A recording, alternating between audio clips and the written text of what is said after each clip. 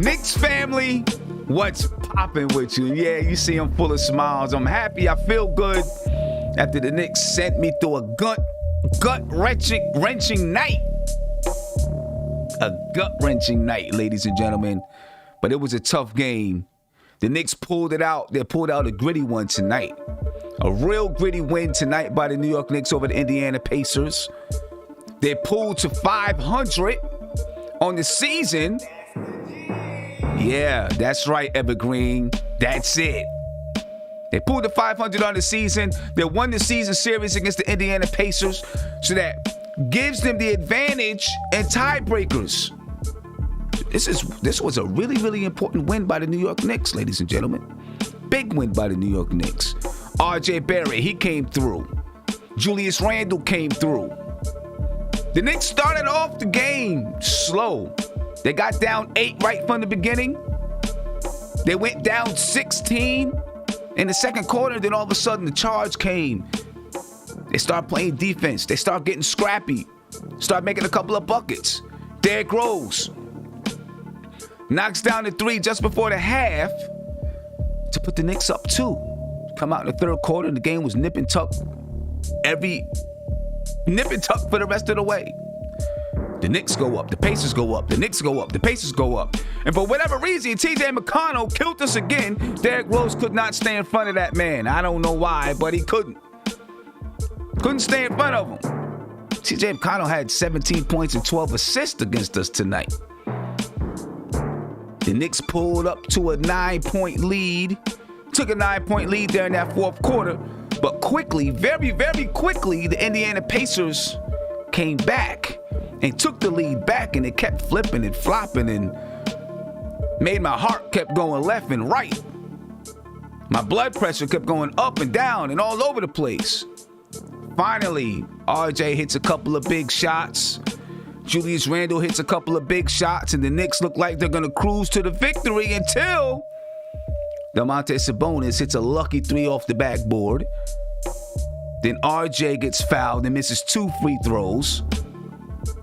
And then at the end, to seal the victory for the Frank Hive, Derrick Rose gets a tip. Off of his tip, Frank Ntilikina gets a steal, knocks down 2 free throws to secure the victory for the New York Knicks, ladies and gentlemen. Big win for the Knicks. Big win for the Knicks. And for the Indiana Pacers, Doug McDermott, Dougie Fresh, he did it to his former team. He had 20 points and 5 rebounds.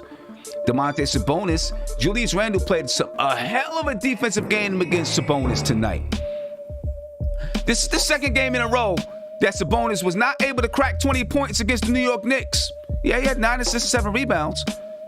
But Julius Randle kept that man in check. 15 points, he had 9 assists, 7 rebounds. Miles Turner kept throwing everything back. He had 11 points, 4 blocks, 4 rebounds. Justin Holiday had 13 points. TJ McConnell had 17 points, 12 or 6 assists, rebounds. And the rest of the bench didn't do much. I tell you what, though, that guy Edmund Sumner, somebody might try to get that guy in the slam dunk contest because he's got some springs in his calves, in his shoes, whatever you want to say. And for the Knicks were led by Julius Randle, of course. Put up his all-star numbers. He had 28 points. He had 10 rebounds, 6 assists, 4 steals. He did have 5 turnovers, 3 of them in the first quarter. Nerlens Noel, he battled. Listen, let me tell you what. Nerlens Noel battled tonight, man. He, I can't get mad at anything that he did or did not do because he battled. He played 41 minutes. Taj Gibson went out with an injury early in the game. Nerlens Noel battled. He had 8.7 rebounds, 1 assist, 1 big steal down the end of the game. He had 2 blocks. RJ Barrett, he had some clutch buckets in the fourth quarter. He had 24 points and 7 rebounds, 2 assists. Derrick Rose had 17 points and 11 assists. Emmanuel quickly had 10 points. Frank Ntilikina had a big steal at the end of the game to seal it for the Knicks. He had 5 points, 2 assists, and 1 big steal. Ladies and gentlemen, the New York Knicks are 500 for the season. They win the season series against the Indiana Pacers. What a game, folks. What a game. And if you didn't enjoy this game, I don't know what to tell you, man. I don't know what to tell you. Great game. Great game. Great game. Divine, talk to me, man. How you feeling? I'm hoping that your nerves have come down. Took me a little while for my nerves to come down. Hopefully your nerves came down. Yeah, but first and foremost, salute to the panel, the chat. Yo, hit them thumbs up. Y'all better be blowing up this chat tonight with them likes, man. If you real Knicks fans in this chat, and you don't throw that thumbs up, something wrong with you. But anyway, we won it. Sloppy, but the New York City Gritty Committee came through. I like that. The New York City Gritty Committee, baby. Let's get it. Yo, them cats are gritty, man. I'm like, listen, they fight, and that's what it's about. You fight, and you just don't give up. But you know what? Sloppy game. And you know, but you know what? They came to play R.J. Barrett, Julius Randle. That's why we got him. He is legit. Had a rough first half for a little bit. But he said, Sabonis, this, that's why I'm an all-star. That's why they chose me over you. That's why they chose me over you. 28, 10, and 6. Yeah, man. That's why they chose me over you. But it was good, though. I'm hyped, man. Y'all know what it is. New York Knicks 17-17. Tom Thibodeau putting a stamp on that gritty team. We battling hard. And when we get that next piece, it's a wrap. But salute to everybody. Frank Ntilikina at the end of the game. All y'all. I told y'all he might not have scored a double digit, but that last play and them 2-point free throws, that make up for a good win for the Knicks. Yeah, that's man. Yeah, man. And you know, I'm gonna come to you, Steph, in just a second. But But the Knicks, listen, this Knicks team is never, ever gonna let things be easy. Because then even on the last play of the game, Derrick Rose fouls, who was it, TJ McConnell? I'm like, why? We're up 4. Just let him shoot the ball. It don't matter. Right. You got 2.9 seconds left or whatever it is. If they made the 3, good. Because time was running out. Just let him shoot the ball. You foul him. You know, and give him a chance to make something happen to send the game in overtime. You know, it was unlikely that it was going to happen, but they gave him a chance, you know. But listen, and I know Tom Thibodeau is going to he's going to let the team know about, you know, some of the blunders they made down the stretch, because there were blunders. But you know what? When you play in a game like this with this level of intensity, there's going to be blunders. It's going to be blunders because the game is intense. You know, so there's going to be a lot of blunders, but, you know, they fought hard and they pulled it out. I'm proud of this team tonight. This is one of the first games that we've seen where they actually, down the stretch, were able to hit the shots that they needed. Right? They were able to hit the shots that they needed. They were able to make the plays that they needed. And it's clear, if you listen to Julius Randle after the game, it's clear if anybody has any questions about whether or not the Knicks are trying to make the playoffs, want to make the playoffs or not, Julius Randle told you at the end of the game. He let you know that Tom Thibodeau made it clear to the team that this was an important game for the playoff standings. It was an important game to win because if you win this game, you win the season series over the Pacers. He made it very clear to the team. And that lets you know right now what this team is about and what their thinking is. There should be no more questions from anybody else, you know, in looking at the lottery and this and that. This team wants to get into the playoffs and prove that they deserve to be there. You know, so I don't think there's any more questions about that. You know, Steph, glad you made it here. Good. How you feel?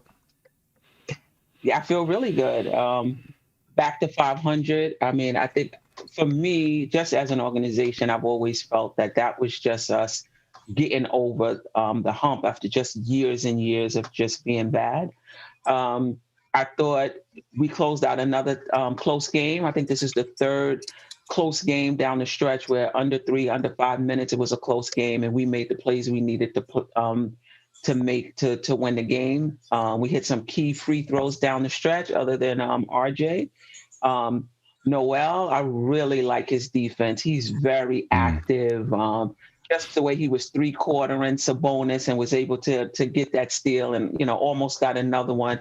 He's playing really good for us. I think as long as we stay away from the shovel passes and just give him something like above the waist or an alley-oop, he's good for us. RJ was good today. Randall didn't force it. He played really good defense on Sabonis. I like the way that Sabonis didn't get that deep position.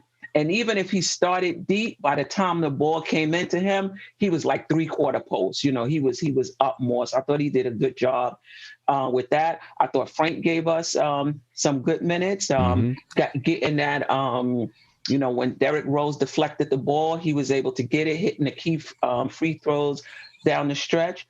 So I think everybody chipped in. We down 2 now, 2 starters with Alfred and Taj. Who knows how long Taj is going to be out? So it's the next man up mentality. We at 500 with a good opportunity to win 2 of the next 3 and go into this break over 500. So I'm excited about that. Exactly. And I don't want to hear from anybody that Malcolm Brogdon was out. Or T.J. Warren is out, because we were also missing 2 starters from our lineup.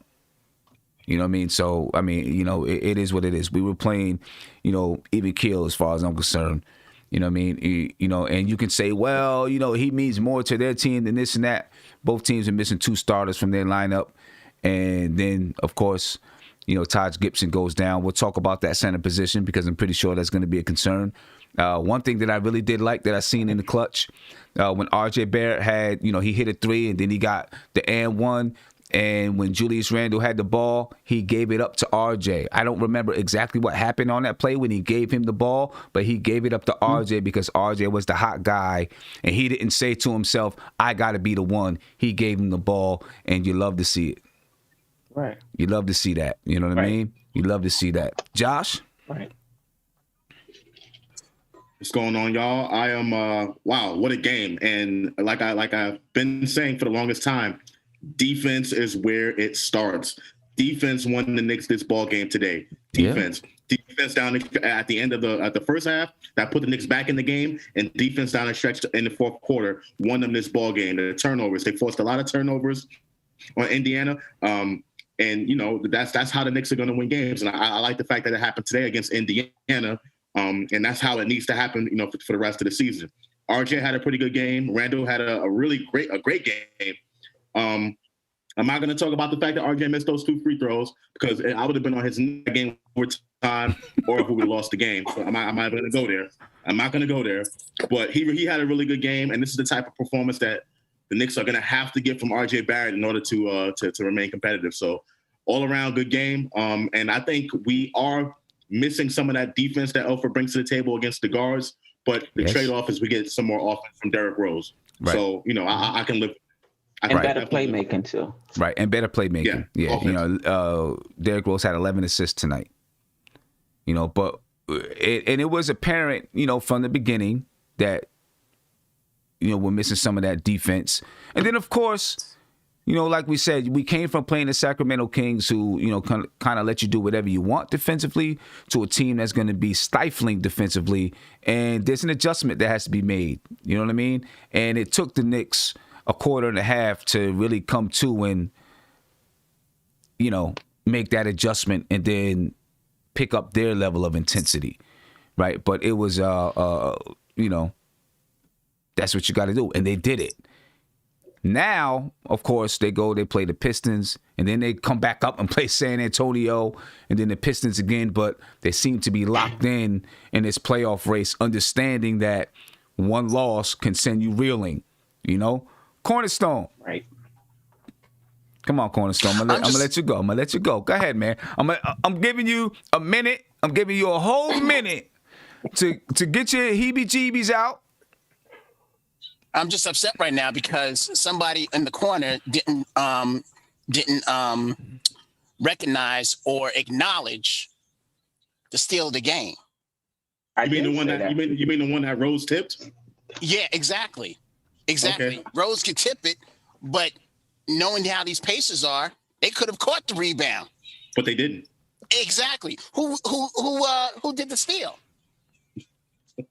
Oh my goodness. Who said that they were going to wait? Let's go way back because who said that they were going to lose the game? I said that. All right then. So what you want? You want barbecue or do you want ketchup? Even mustard. I got the mustard. I got the mustard right here. I got the mustard right here. Nathan's mustard. Brooklyn mustard. Exactly. But I'm not gonna front. I'm really not gonna front. In the first and second quarter, I was drinking some Black Label because they were really making me upset. I remember Stephanie always saying, "You don't know which Knicks team is going to show up." Right. And it was starting to look like this one was this uninspired Knicks team. So I flipped it off a little bit and was watching Sanford and Son, drinking Black Label. Wow. That's how bad it was. Took it all the way back. But I gotta give it to my brother Isaiah. He reeled me back in. We were going back and forth, on the text and everything. He reeled me back in. Just an overall great effort. I think past years we would have lost this game. Literally, we probably would have lost, big. And Sim, you're right. They were missing two of their starters, and we were missing two of our starters too. So it was an even playing field. Yeah. I just like the resolve that we put because I think we were up 5 or 6 or probably more than that, and then they came back and took the league, and it was just going right back and forth. We were up 9. We were up 9 in the fourth quarter. Yeah, we were up 9 in the fourth quarter behind. And I'm going to tell you this. The guy that I was afraid of the most was TJ McConnell. He is a pest on both ends of the floor. I mean, I remember this kid when he was with Philly. I went to that Philly game when the Knicks were playing, and he just destroyed us. All right, coming off the bench. And you know what makes him a pest, right? And listen, all the white guys out there, I love you. But what makes him a pest is he's this little white guy that does not look like he can play basketball. And then he comes out and he's getting steals and he's taking you to the basket. And you're like, come on, man. Yeah. Like, what is going on? Like Doug McDermott, he looks like a basketball player, right? Sabonis, he looks like a basketball player. TJ McConnell just doesn't look like a basketball player, but he comes out and gets on your nerves, man. JJ Barea. Yeah, he comes out and gets on your nerves, man. You're absolutely right, City, for real. I think he looks better. I mean, the guy was just a pest, and I know Rose was getting frustrated. He's like, I was the youngest MVP, and I'm letting this guy, do what he does, because there were a couple of times that TJ was able to slip past some hit shots and then get a couple of steals as well off of Rose. So, yeah. But again, we won the game. That's all that matters. We're 500. Let's get on the plane, go to Detroit, and not have a letdown. Exactly. And one thing with that steal that Frank got at the end, that when he gets the steal, and before he even secures the ball, you see him look up at the clock. Let me see how much time we got left. Right? Yeah. So he can make a heady decision. You gotta love little things like that. I love little things like that. He tips it out, and before he even secures it, he's still securing it, but he looks up at the clock and he says, "Oh, let me pull it back out and try to run the clock off, run a timeout." I just like little things like that from players, little heady decisions that players like that can make. Great As a coach, you teach your team like that. As a coach, you teach your players that, right? You try to teach them stuff like that, but it's hard to teach. You can tell them, and what you do when you're in practices is you practice situations, right? So you put 2 minutes on the clock, and then you have the guys play. You give them a situation, you give them 2 minutes, you say you're down 5. Now you guys got to go win. Or you might say it's 30 seconds, you're down 2 points, you got to go win the game. You put them in situations like that so that they can make those decisions. They can practice making those type of decisions. But when you get in the heat of the game, it's hard to be able to make those kind of decisions when you're in the heat of the game. So, that was a good decision. It was just smart. You know what I'm saying? Catch it, look up at the clock, let me see what it is. That shows that you're aware. You understand the basketball game and things like that. Great game. Great game from the Knicks. You got to love what you're seeing tonight. And there are a lot of mistakes, a lot of miscues, no doubt about it, from the Knicks tonight. You know what I mean? That just sent you going crazy. But overall, the way that they were able to fight back from being down 16, take a lead and lose the lead, and then take the lead and lose the lead, and then take it back at the end of the game and pull it out. I think this team grew a lot tonight.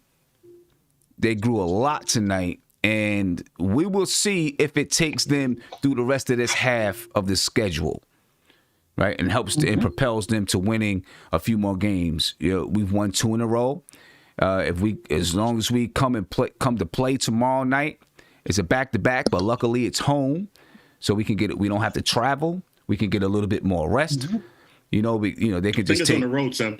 Yeah, Sam, I think it's on the road. I think it's on the road. Is it? We fly to Detroit, and then after that, Yeah, the Oh, Yeah, okay. I thought it was. Yeah, Oh, okay. yeah, I thought yeah, it was home. Detroit. All right. So this was the last one. Okay. So they gotta travel to Detroit.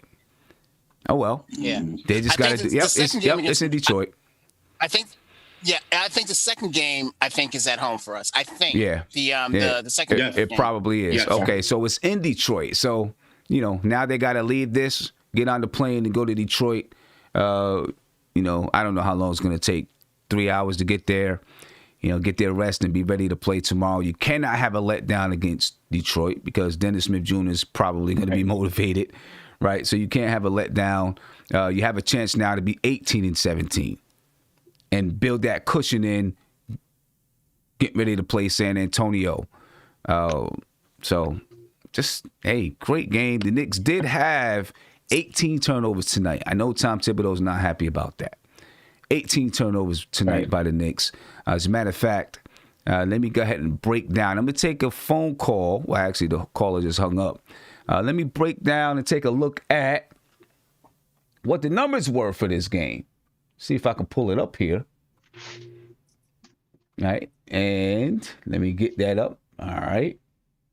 Let's take a look at this here because, the numbers are just going to show you that this game was super duper gritty all the way around. Struggle, pulling teeth down to the end. The Knicks won 110-107. Staying right around that score that we said it would be. They averaged 106.5 points per game against these guys. They were right around that average. They had 26 assists tonight. 26 assists. Yeah. All right, I'm glad at that. I like that. 26 assists tonight. The Pacers had 27. 38 rebounds for the Knicks, only 35 for the Pacers. Yeah, but I guess because it was a slower tempo, grinded out type of game. 12 steals for the Knicks tonight, 5 for the Pacers, 7 blocks for the Pacers. That's to be expected. 2 for the Knicks. Both of them by Nerlens Noel. Again, 18 turnovers for the Knicks, 16 turnovers for the Pacers. The Knicks shot 49% from the field, 45% for the Pacers. The Knicks also shot 50% from 3. The Pacers shot 39% from 3. Both teams about 81% from the free throw line. The Pacers, they won the battle of the paint 52-42. They won the second chance points 12-10. The Knicks actually won the fast break points 14-8. That's getting those steals. When you can get those steals, it can lead to those fast break points that you desperately need. Julius Randle, again, he had 28 and 10 to lead the Knicks in points and rebounds. Doug McDermott, he led the Pacers in points with 20. Sabonis had 7 rebounds. T.J. McConnell had 12 assists, while Derrick Rose had 11. And then Miles Turner and Nerlens Noel led their respective teams in blocks 4-2. 4 for Turner, 2 for Nerlens Noel. So that is right there, some of the numbers that break down the game. The Knicks shot 24 threes tonight, so they were 12 for 24, right around their average. They usually average about 26. Of course, when they played Sacramento, they shot way more than that. We didn't expect that to remain. As far as free throws, the Knicks went to the line 22 times. They were 18 for 22. So there we go. Really That's good. the game. Yeah, that's the game. Let's get to a phone call. Caller, you live. What's popping? Sam, what's going on, man? What's going on? How you feeling? Hey, I'm a healthy individual, but I almost had a heart attack with that game, because like the first quarter was atrocious. We got nothing going on, and then they had a great run in the second quarter. And the second half was great. I mean, Julius Randle seemed like he was hesitant, but then he started being more aggressive, and he did his thing. RJ was clutch, with the and one, a couple of threes. Frankie, of course, with those 2 clutch free throws, and then D Rose did his thing with the assist. And it's crazy because they shot great, but like the turnovers were horrible. They had 17, 18 turnovers. But they shot great, 48% or 49% from the field goal, 50 from 3. But yeah, I was overall happy. I'm just happy that we're at 500. Yeah, definitely, man. It feels good to be at 500. Now, hopefully, they can pull above 500, right? I'm like Kev, man. I'm greedy. I'm not satisfied with 500. We gotta go over. Yeah. We gotta go over. Yeah. We and we have the schedule right now to do it. You know what I'm saying? We have the schedule to do it right now. Pistons, right? Yeah, we play the Pistons tomorrow night. That's a must. We can't let them win. That's a must. Right. The thing is, after, and this is something that these guys are going to have to learn. This is the perfect time for them to learn it. After an emotional game, you can't have an emotional letdown when you play a team that is, looking at the lottery. You know what I mean? So we'll see. You can't take your foot off the pedal. Exactly. We'll see where they are, see how focused they remain. I do think that Tom Thibodeau is going to have these guys focused and ready to come out and put their foot on the gas. I would like to see them blow this team out. I don't know if they're going to blow them out, right? Because it just feels like the Knicks aren't that kind of team that's going to have a lot of blowouts, but I would like to see them blow Detroit out of the water. And then come back home to get ready for San Antonio. Hey, my man. Yeah, no, definitely. Yeah. I'm just happy with this win. It was a great game despite the turnovers, but they pulled this one out. Usually in the past we had trouble in the third, fourth quarter.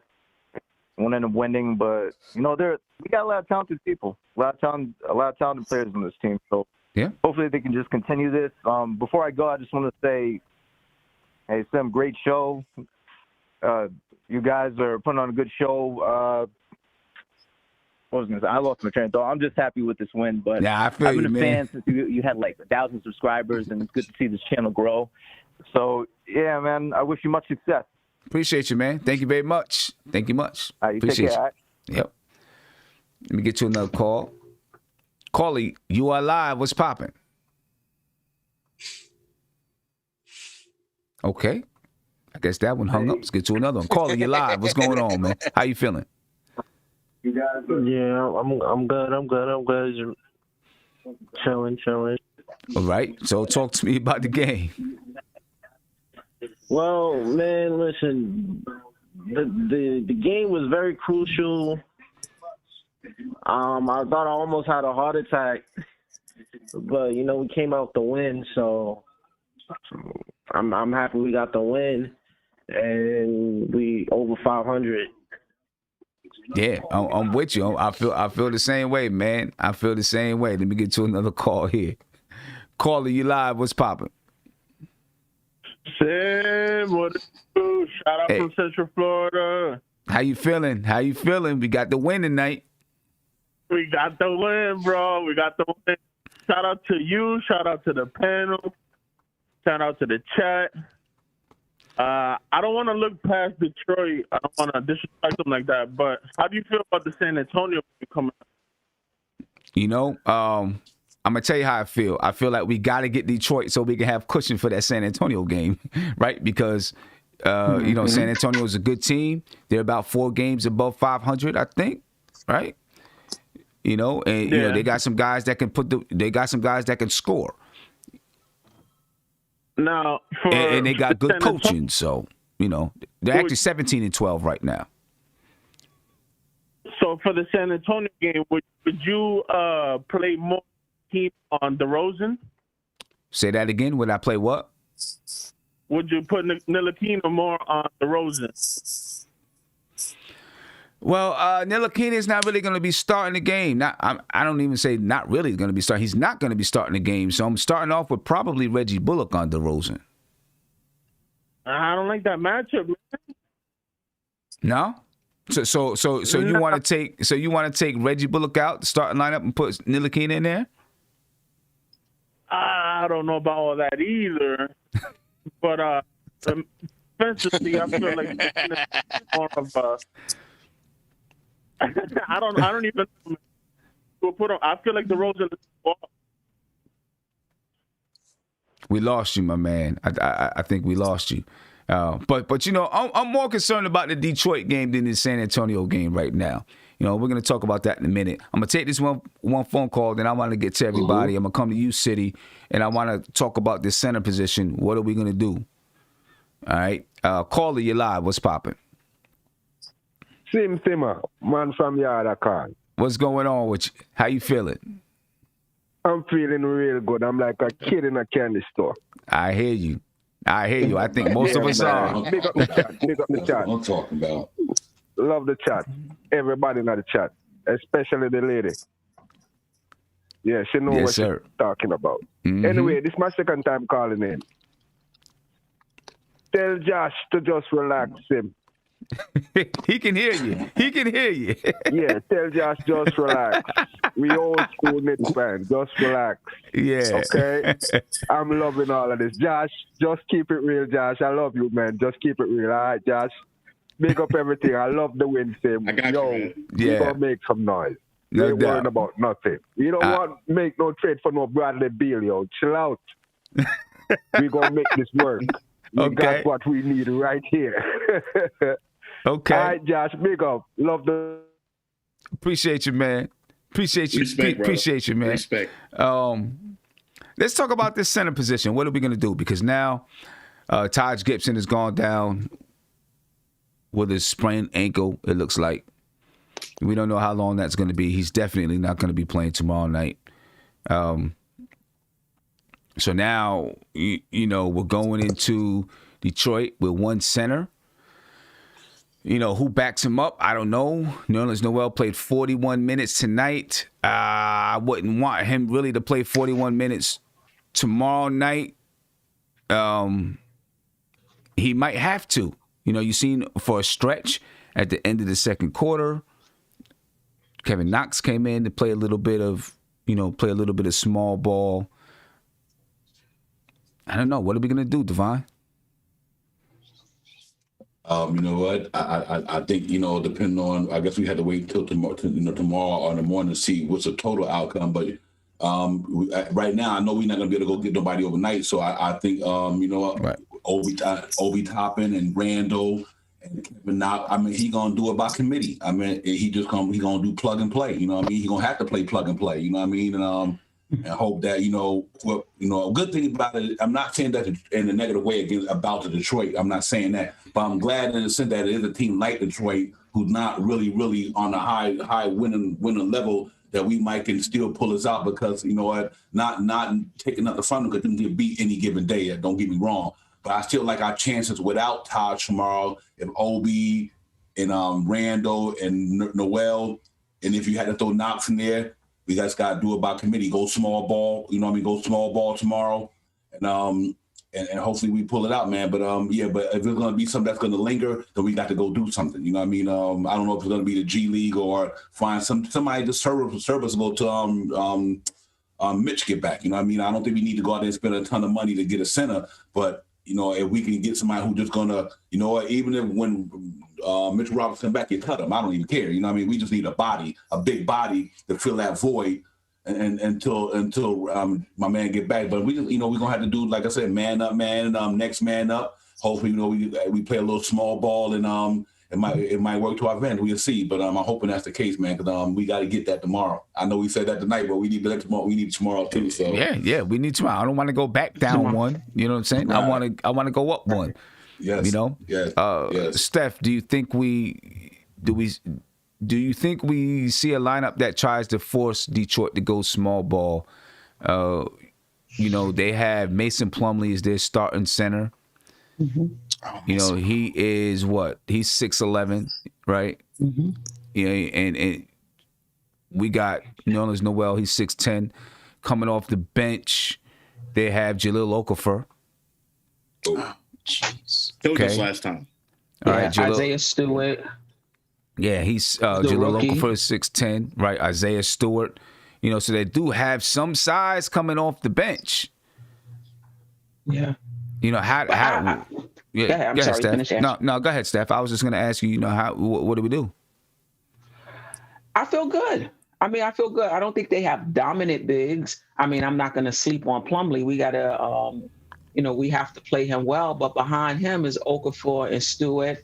And I think that if we had to slip Randall in at the 5, I feel pretty comfortable with him playing against Okafor or Stewart because of his strength. And they will not be able to hold him on the offensive end. So I do think we have an advantage.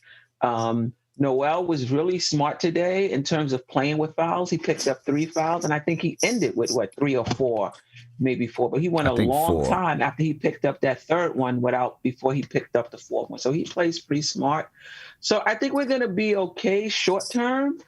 They may just, we only have 3 more games, so they may just keep Randall at the 5 for these next 3 games until we hit the break, and then hopefully Mitch will be ready to go that first game back.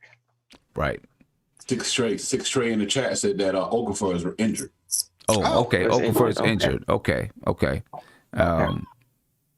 And look, right. So if Okafor's not there, they're not super big, right? We should be okay. They're not super big. We should be okay. And then San Antonio, I haven't looked at their lineup, but of course they have, what's his name there? He's about 6'10", a big guy down low.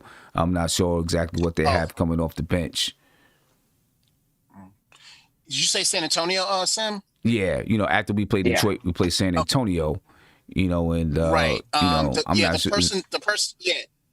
It's LaMarcus Aldridge. LaMarcus Aldridge, right? They got LaMarcus Aldridge, but he's always giving us problems. Is he playing? I don't know. I don't know anything about San Antonio. Yeah, I don't know anything about him. They got their roster. They got Even Jacob. if he playing, we got this. Right? That's my man. City for real. My man. They got Jacob Podol. Right? Jacob Podol, LaMarcus Aldridge. That's about it. That we're probably going to worry about. So. They got DeMonte Murray, White. They got some good 3-point shooters down there with Patty Mills and them guys. Well, they ain't gonna be no sleeper with DeMonte Murray and White and them guys. No, but I think what we're talking about is more of the the center position. Oh yeah. I got you. I'm sorry. Yeah. Listen, they got Eubanks and what's him? Portal, POE. Yeah, Portal, LTL. however you say it. Yeah. Portal. Yeah. What? We should be able to be okay.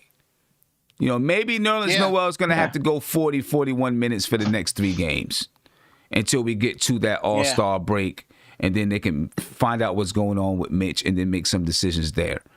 That might be the best thing to do instead of try to finish this out. I said before the game, if we win this one, we might be able to roll through for the rest of this half and win these last 3. I still believe we can. I still believe we can, finish this out. So, City, I haven't had a chance to hear from you, man. Talk to us, man. Sim, I'm not worried about nothing, man. Like, listen here. Julius already said he's comfortable with playing the 5, okay? So if we got to go small ball, we go small ball. But that's okay. Listen, I'm going to say this real quick. We got Frankie Fingers back. Like, you know what I'm saying? He getting deflections. He's stepping up, making key clutch free throws. Like literally key clutch free throws, man. He saved you know what I'm saying? He saved RJ. What I'm saying is this, man. Like, it's all about the team, man. It's not about what this person do, what that person do. If this person gonna do this, that person gonna do this. No, it's about the team because guess what? We are a team. And guess what?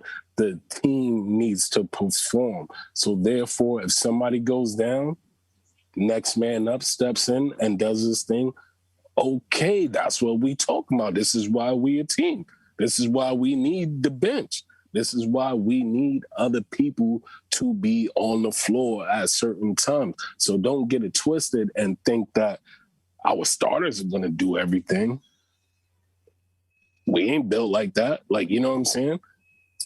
Well, I mean, I agree with what you're saying. I'm just saying, you know, when you talk about that now you talk about the backup center position, we're small, right? And I know Julius Randle is comfortable playing that backup center position, or, you know, playing the 5 in a small ball situation, right? But you're also asking him to be the guy down the stretch. You know, if you're not asking him to play that small ball 5, you know, you're asking him to do a lot of things on the floor that can become stressful to any player. You know what I'm saying?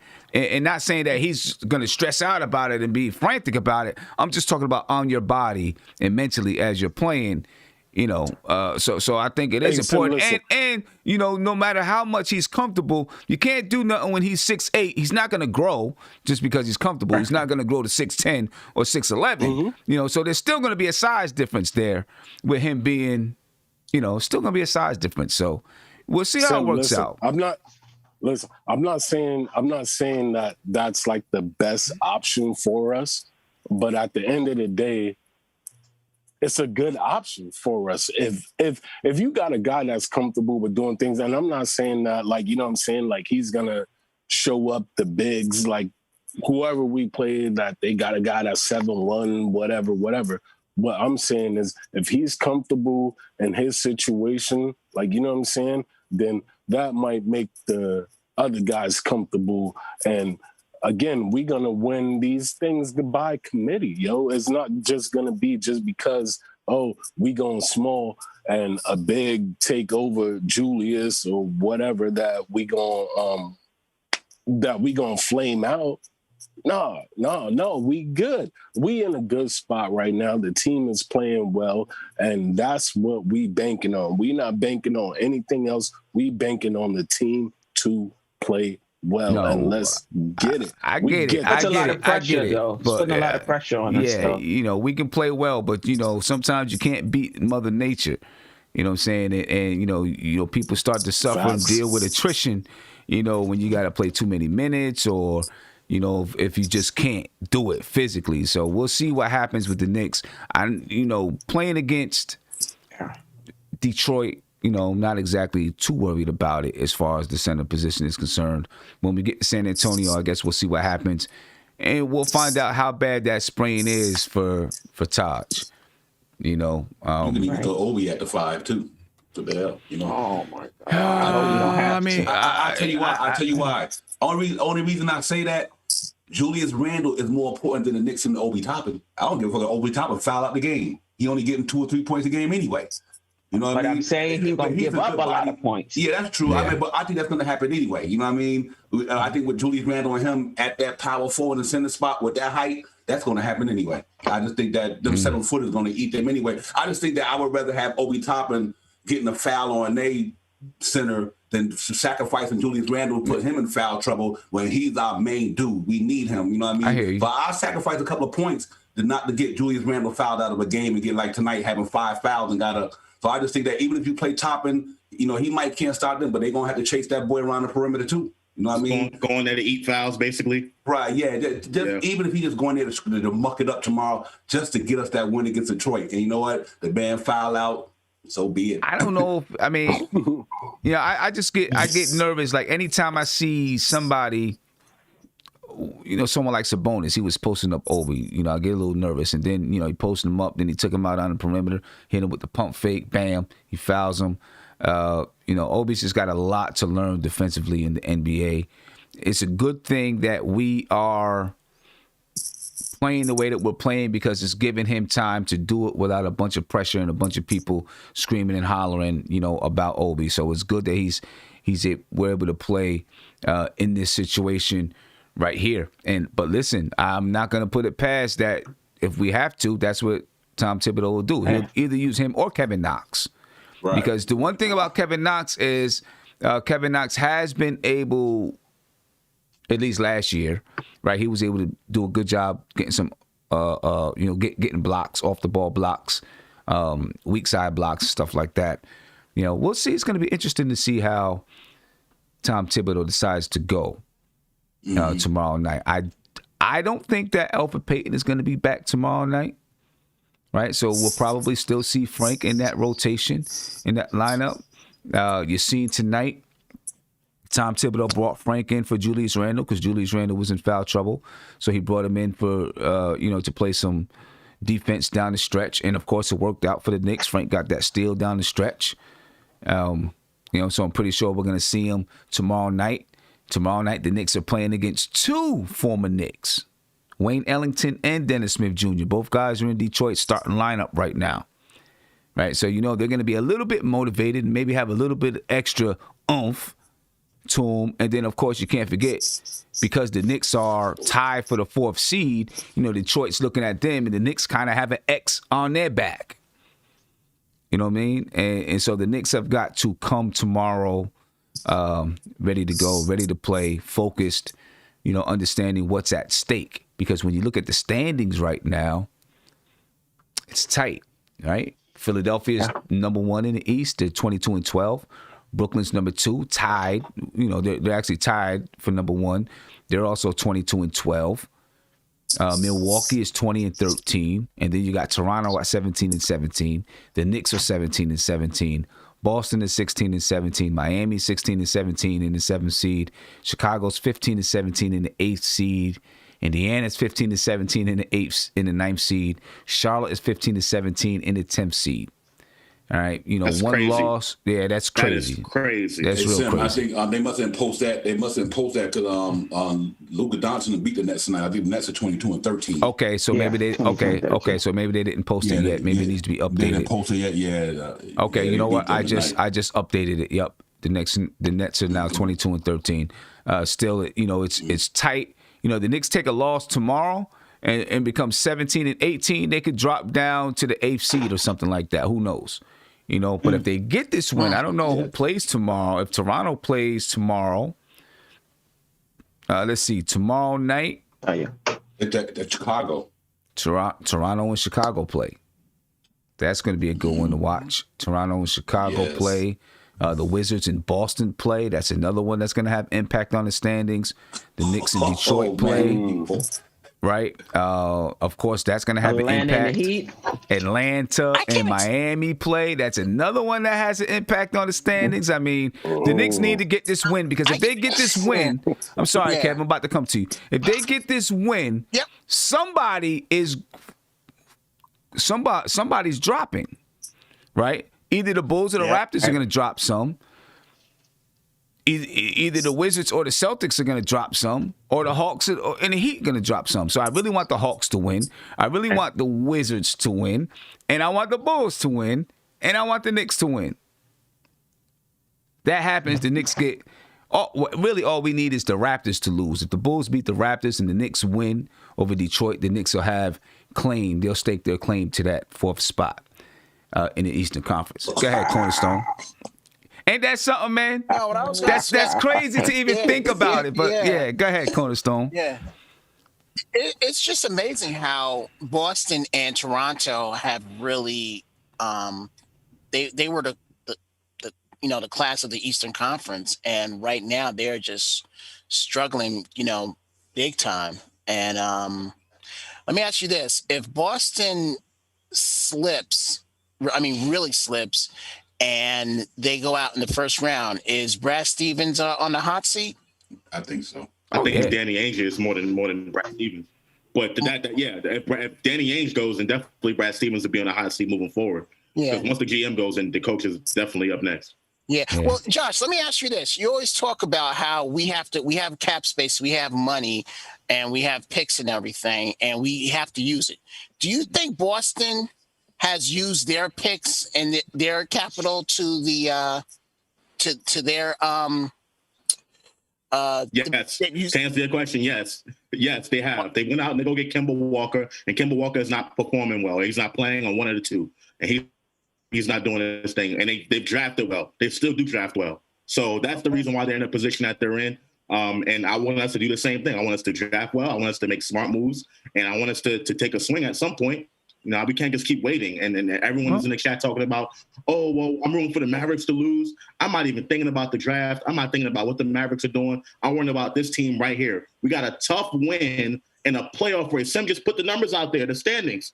Well, the thing with Dallas is you have to worry about it a little bit because we have their pick. It's going to fall where it falls. It's going to fall where it falls, yeah. But the only thing I'll say, and I'm going to get to the phone call right after I say this, is it took Boston a little while. They let their team marinate a little bit, too, before they said, okay, let's cash in on all of our capital. They did. They let their guys marinate just a little bit. But let me get to this call. Caller, you live. What's poppin'? What's good, Tim? How you feeling? I'm feeling good, man. But I just wanted to ask you, D Rose played 38 minutes tonight. Personally, I think he can. Obviously, I think that there's this narrative going around that he can't play over 30 minutes anymore. But obviously, I don't want him playing these 30 plus high 20s for a long stretch of time if Elf is out for that long. So I just want to know, what do you guys think about him getting these big minutes lately? Yeah, I think right now, without Elfrid Payton here, he has to get these big minutes, in my opinion, right? If the Knicks want to win basketball games, I think he has to get these big minutes. Listen, Derrick Rose, in my opinion, can probably give you 17 and 8 every night if he's able to go 30 to 35 minutes. And it's not that most of his body can't take it. It's just protecting his knees. And I think that's what most teams are concerned about when he's on your team, is that they want to protect his knees and make sure that come down the stretch when you're really in the thick of that playoff. Well, we're in the thick of it now. But when you get down, the last 2 weeks of the season or so, and you're really fighting for that playoff position, that you got Derrick Rose there and he's healthy, So, I would be concerned if he has to continue to play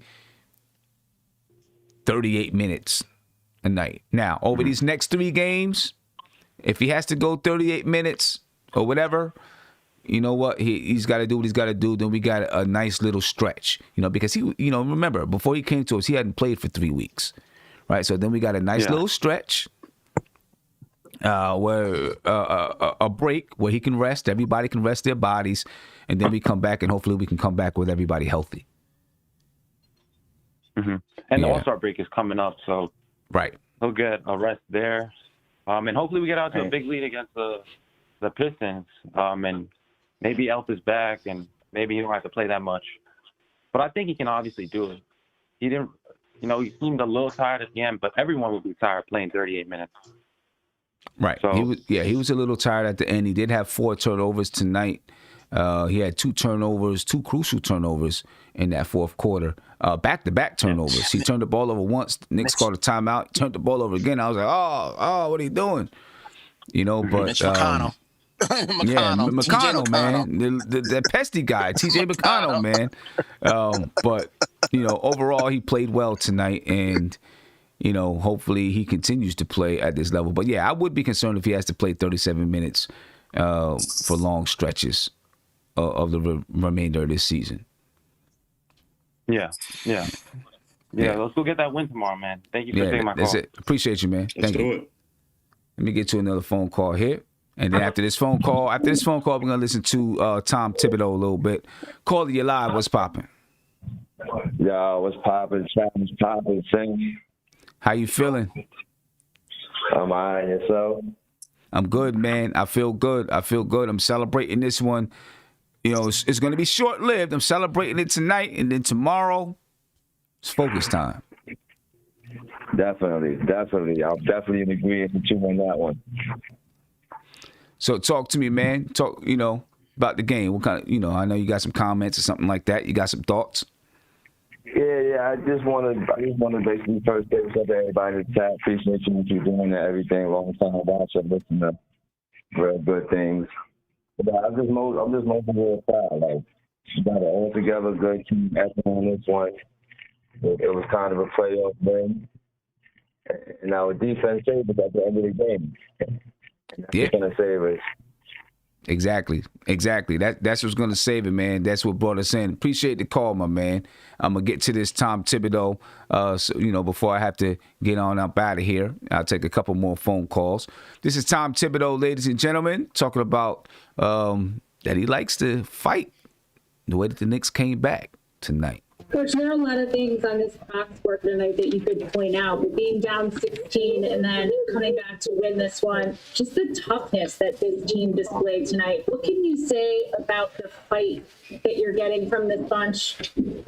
Yeah, and again, we didn't start the game well, and it was funky, and we had to work our way through it. It's a long game, but the most important thing was just finding a way to win in the end.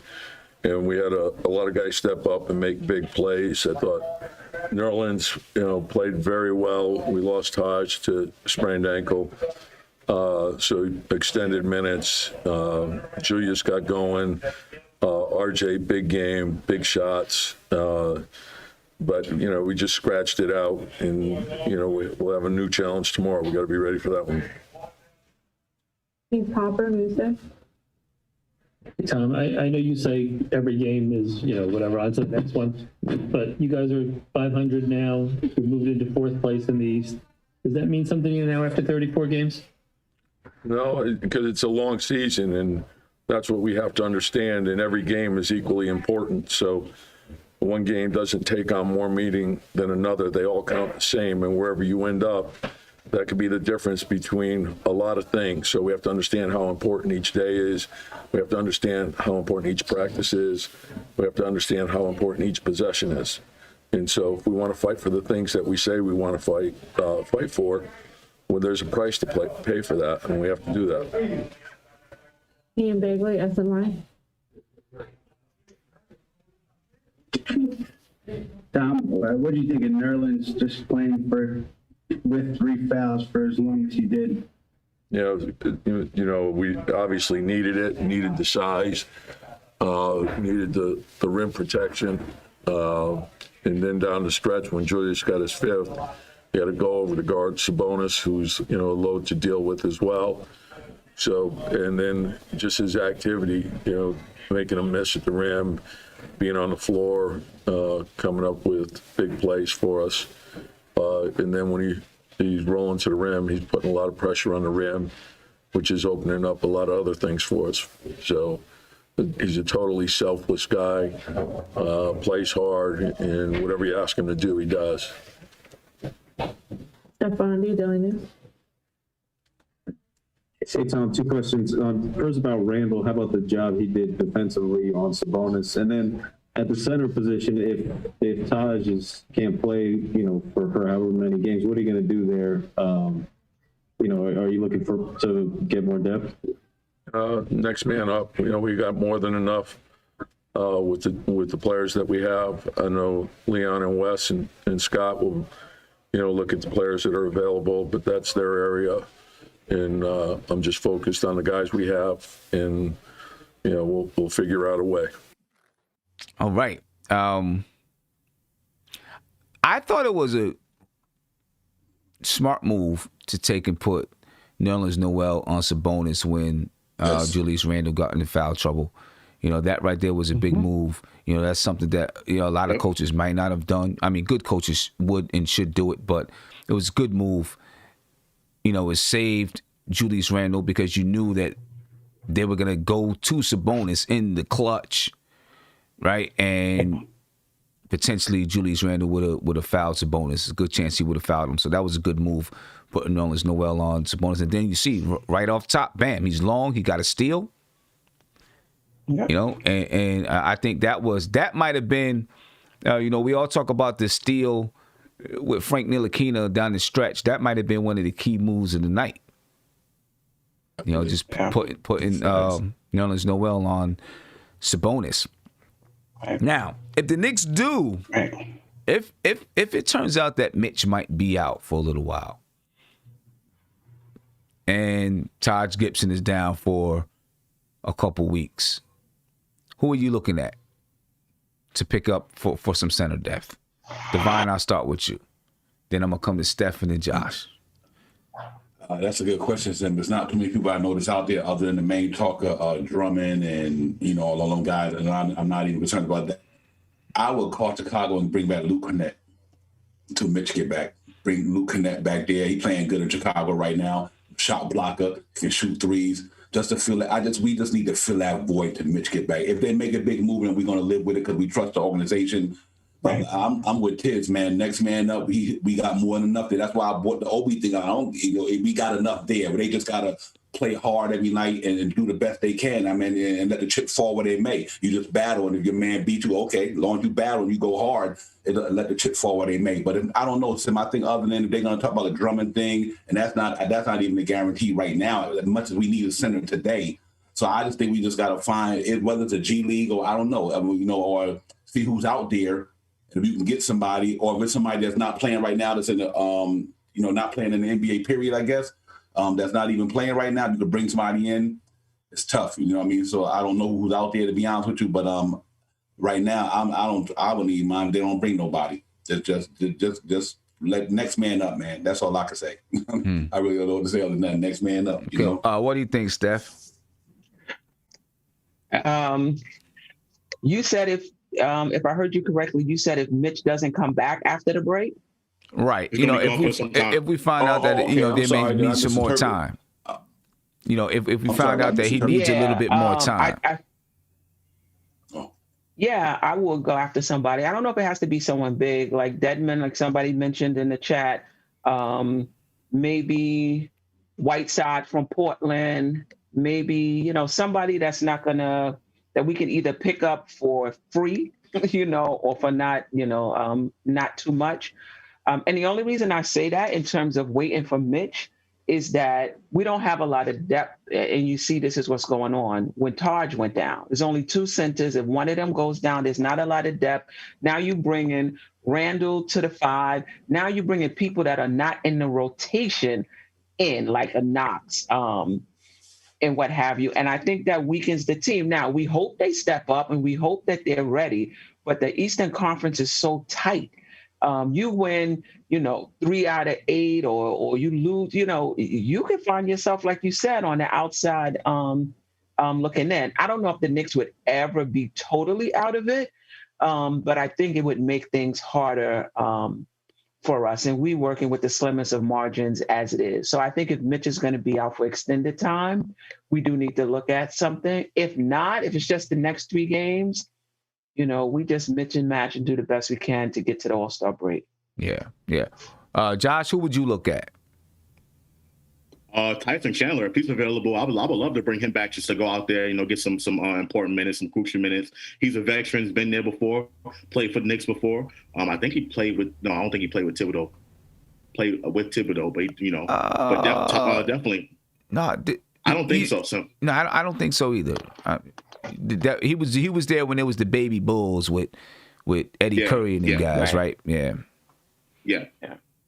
So I definitely will look to bring him in and just get somebody out there just to go out there and eat fouls, because we can't afford to have Julius Randle go out there, particularly if we play a team that is strong on the inside. I'm looking at the schedule now. Outside of the next 3 games that we already know we have, after the All-Star break, it's Milwaukee, it's Oklahoma City, Brooklyn, and then Philly twice, and then we got Orlando. So Vucevic, and then you got Joel Embiid. You know what I mean? And like you were saying in the beginning of the show, these are all going to be very, very big games. So I do hope the Knicks go out there and bring in someone from the free agent pool just to go out there and eat fouls, because we can't have Julius Randle down there, getting fouled out the game like that, because he's basically carrying us right now. So I would like to see them go out there and get another body.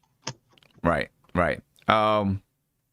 City, I know how you feel about, what we have and all of that stuff, right? But we, if something like that happens, we will need some center depth. Who are you going after? You got yourself muted, man. You got to unmute yourself. Yo, I'm bringing the eye opener to you, yo. Uh-oh. If Tibbs want to get the band back together, bring back Noah. Like, you know what I'm saying? No, I'm joking.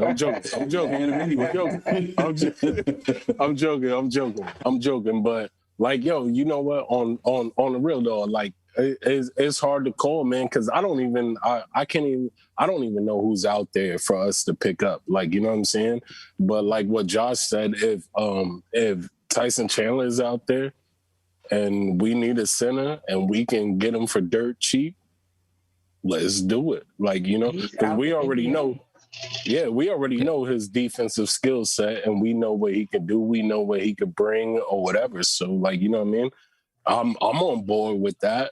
Otherwise, like, I can't really call it because I don't know what centers are out there that we could pick up that'll basically slide in to our defense and be legit and do the things that they need to do.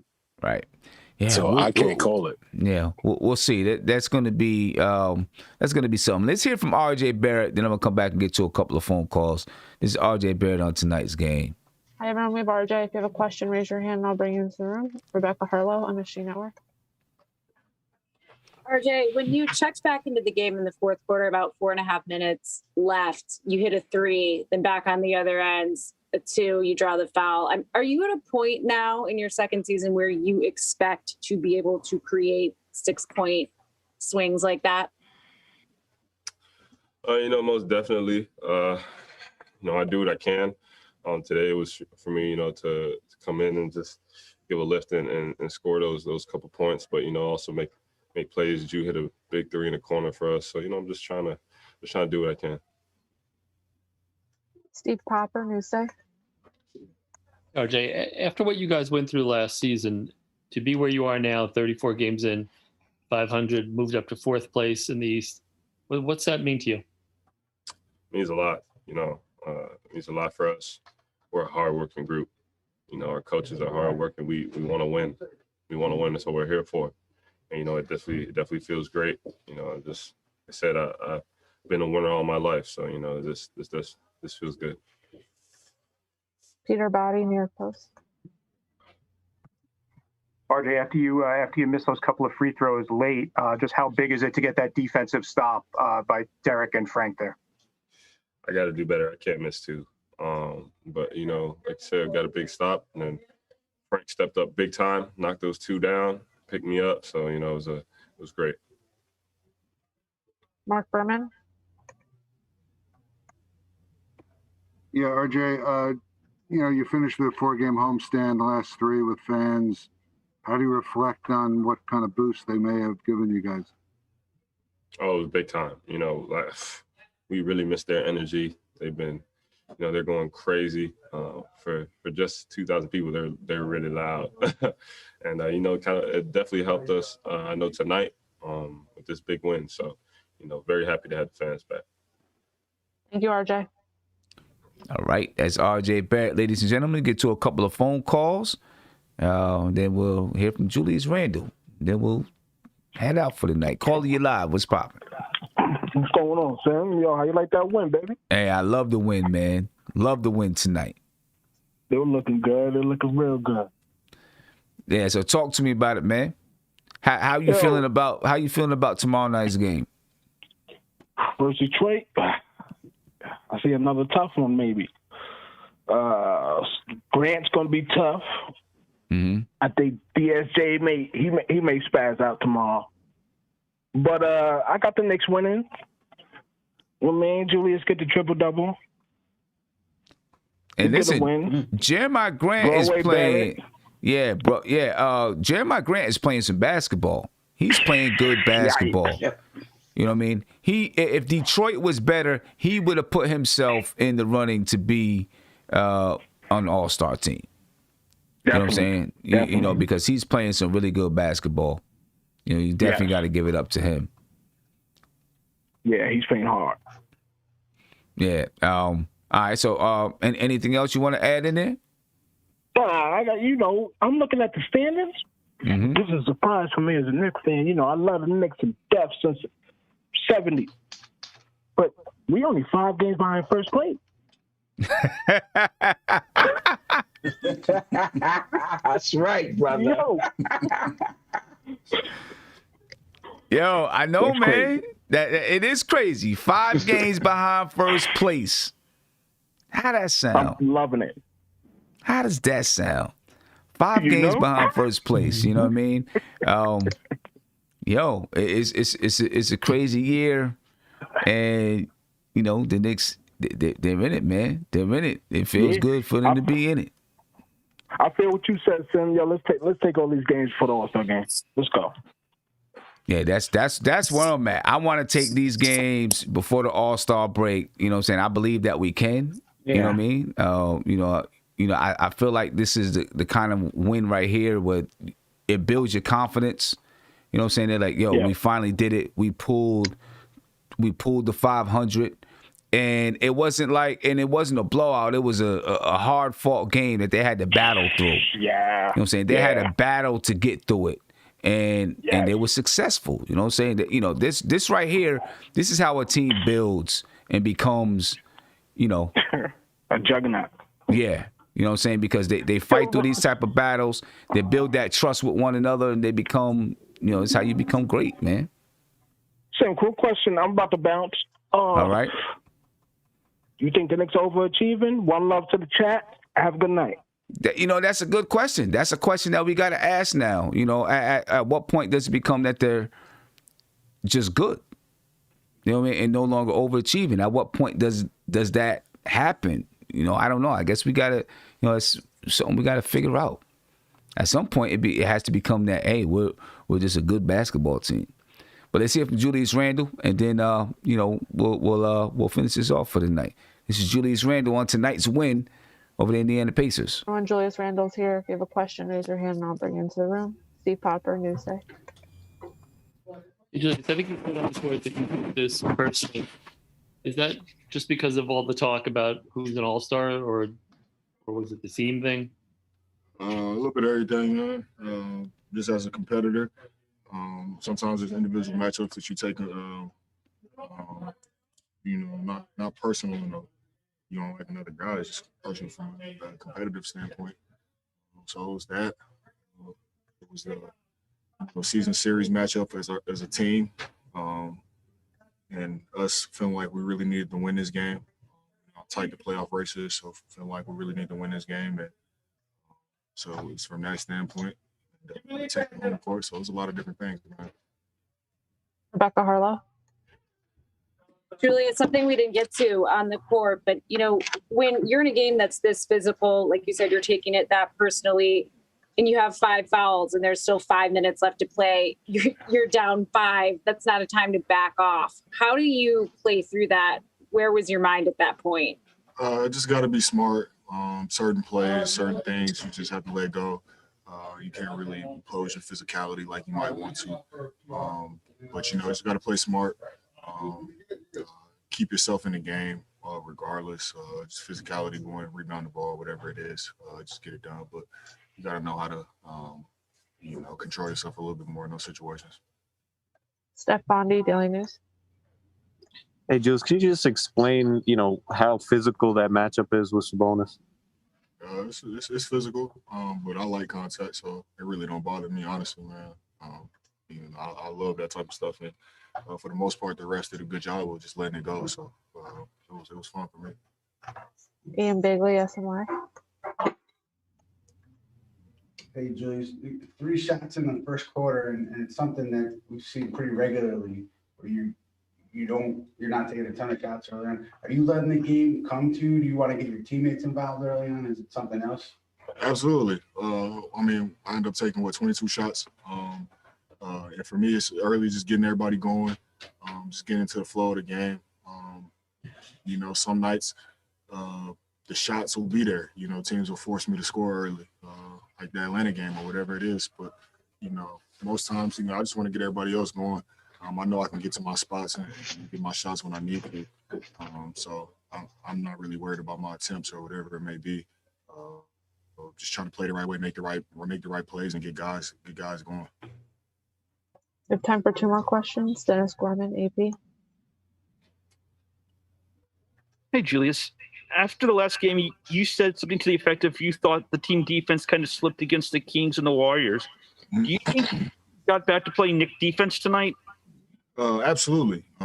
We had a rough first quarter where it wasn't like us, but after that, we kind of imposed our will and our physicality on the game, and got consecutive stops, how we're used to doing. And you know, it was a physical game. So you know, like I said, we imposed our physicality, and that's how we kind of got back in the game after that. Mark Berman, New York Post. Hey, Julius, Taj looked like he hurt his ankle pretty badly. Are you ready to play a lot more small ball center, or you feel maybe another body would be? Yeah, absolutely. I did a little bit tonight. You know, Indiana was a team that a lot of times they'll put Sabonis at the 5 and put 4 guards around him. So coach put me at the 5 a little bit tonight. But I'll be ready for whatever, man. It's whatever it takes to get the win. You know, I'm willing to do. Thank you, Julius. And there we have it, ladies and gentlemen. The Knicks, big win tonight over the Detroit Pistons. I mean, over the Indiana Pacers. We play the Pistons tomorrow night. Not yet. Yeah, not yet. We play the Pistons tomorrow night. You know, so listen, tomorrow I'm going to be on about 11:30 to do a game preview. All right, so it's going to be a little bit earlier tomorrow. And then the game, of course, is at 8 o'clock tomorrow night. And I'll be on after the game. You know, so I'm looking forward to it. Divine, are you going to be on tomorrow morning before the game? Yeah, morning, 7:30. Okay. Yeah, 7:30 in the morning, you know, for all those who get up that early. I'm not going to lie to you. I'm not going to be up that early tomorrow. I know you're not. Hey, you save all your energy for what you do best, man. You know, now, if you're on a little bit later in the day, I'll jump on with you, because when I jump off of here, you know, like I told you earlier, man, I was playing 2K and I was killing with Frank. Scoring, he was my leading scorer. I was killing with Frank. I'm going in. I just got my new Xbox, so I'm going to set up my player and do all those things and get my guy going. Work on my jump shot a little bit, get my guy right, and you know, all of that. So I don't know what time I'm going to get to sleep, to be honest with you. I ain't even going to lie to you. I might be up by the time. I might still be up by the time you get on, Divine. I might still be up. You come on in there, bro, with the tired eyes. We hold you down. So just give me some, you know, what do you think is going to happen tomorrow? We get that win tomorrow? Yeah, I think if Alex Burks and quickly bounce back, I think it'll be a no problem. I mean, we scored 110 tonight without them two playing efficient. So if they happen to come to the table tomorrow, no problem. Really. If them two come to the table tomorrow and have a better game, I'm not taking them for Detroit. I mean, Sadiq Bey and all them guys and they playing good basketball. They got a good team. Like, I take no talent for granted. I just think that our team is in a different place right now, and I think they know what they're fighting for. And I think that showed tonight how they left it all out there, and that we trying to get to the playoffs, so we gonna make it happen. So yeah, I think if the main two guys, I really think if Quickly and Burks give us a little bit more tomorrow, I think it'll be a good easy win. Okay, all right. Steph, I don't think it's gonna be easy. The last time I thought it was gonna be easy was against Orlando, and they blew us out. So I think we get the win. I think it's going to be tight. I think Dennis Smith is going to have something to prove. I think, you know, we're going to be down Peyton. We're going to be down 2 front court players. So I don't think it's going to be easy. Blake is not playing, right? They took him out of the rotation also, right? Yeah, he's not playing. I don't think he's playing. Yeah, I mean, I do think we win, but I don't think it's going to be a blow. I would be happy if it was. And I'm curious to see, are we getting better at these types of games where we're supposed to win? Are we getting better at closing them out? I think it's going to be close, though. Yeah, I agree. And I'm going to say why after I talk to City. Go ahead, City. Hey, Sim. This next game, is it a home game or are we playing away? It's in Detroit. Okay, we gonna go up in there. We gonna get the W and do what we need to do. Like, I'm not worried about none of that. Like, you know what I'm saying? Like, come on, man. Like, you know what I mean? Like, come on. Sam, we gotta believe in our boys. We gotta believe in the team, man. Like, you know what I'm saying? And at the end of the day, the way these guys are playing, especially with tonight's performance, although it was kind of janky, like, you know what I mean? or whatever. Like, nah, yo, come on, man. We got this. We got this. We gonna step in there with confidence, and we gonna tell Detroit, here go your other L. Go back down another spot, and you know, and then we'll tell them we'll see you when you come to the Garden, and we gonna hand y'all another L and send y'all on the first thing out to Detroit back with a loss. Well, I hope so. See, That's what I'm talking about. Go. I feel like the Knicks is gonna come out a little bit sluggish tomorrow. They played a tough game tonight. Went down to the wire. They had to battle. They just had to battle all night long. They got down 16. They had to exert some energy to get back into the game. Then they had to continue to exert energy to win the game. I think that they might come out a little bit tired, a little bit sluggish. But because Detroit's not that good of a team, I think they'll be able to stay in it, but it's going to be closer than we want it to be. I think the Knicks are going to win, but I think it's going to be closer than we want it to be. And, they're going to have to, it's going to be like pulling teeth to pull the game out, I feel like. Because I think they're going to be a little sluggish. Then they'll come home, be able to get some rest and be ready to get up for San Antonio. Mm-hmm. I feel like the Knicks can get these last three before the break. It'd be beautiful to get these last three and be 20-17. What? Oh my goodness. Yo, we be looking like darling divas right now. Yeah, it would be beautiful, man. But anyway, ladies and gentlemen, I thank you guys for staying up with me.